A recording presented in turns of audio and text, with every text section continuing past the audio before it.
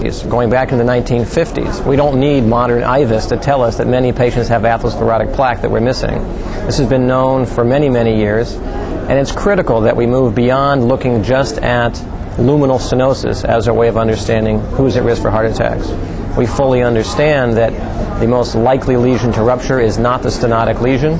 We fully understand that identifying vulnerable plaques or plaques likely to rupture are very hard to see right now, and we clearly need better imaging techniques, and I would argue better screening techniques to get us to the point of understanding who that high-risk patient really is.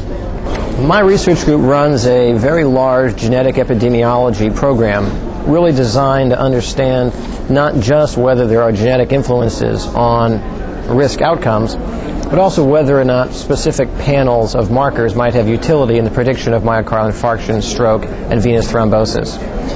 Unlike the CRP data, this area I think is still several years away. What we're finding in isolated studies is that certain polymorphisms are in fact associated with risk. But we're not yet at the point where we have panels that we can say, yes, individuals who carry these markers are at elevated risk.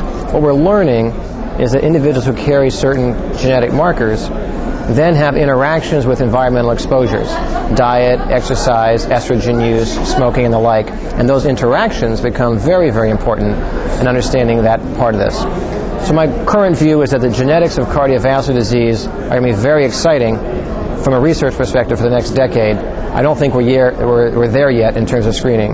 In fact, for screening, the only genetic marker we currently look at is actually for venous thrombosis, and that being, of course, factor V Leiden and the prothrombin mutation.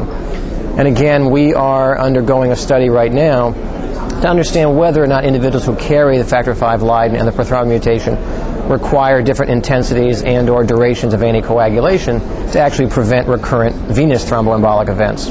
On the arterial sides right now, it's a wide open field and a very exciting one.